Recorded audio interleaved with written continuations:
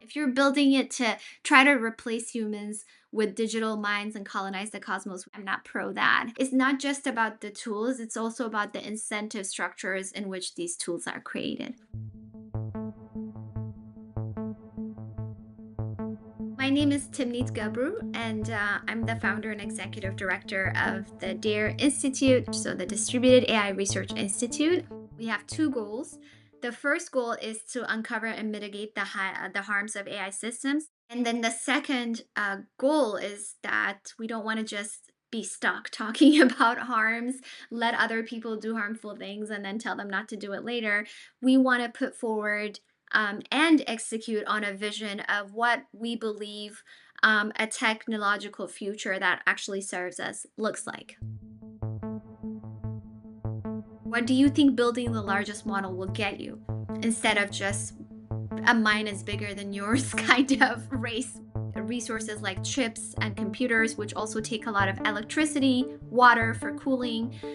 So this means that you're taking a lot of resources, increasing your carbon footprint, and also polluting the environment, because the people who benefit from these systems are not the people whose environments are polluted. Size doesn't guarantee diversity. You use data from the internet to train these systems that represent hegemonic views. Finally, we discussed the issues that arise when you encounter plausible sounding text, which means that it's easier to deceive you. We gave this example of a Palestinian man writing "Good morning," and it was translated to "attack them," and he was arrested, and people didn't even see the original thing that he wrote, and he was later released.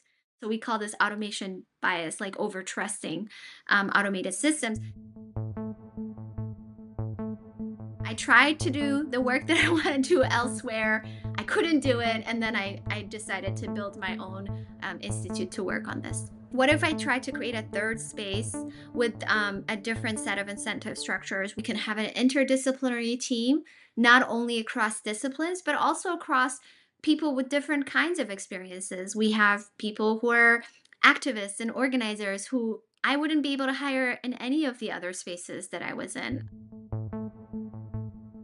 I don't want one centralized entity to be a one-stop shop for everything. You don't use giant data sets, so you don't need to steal all this data.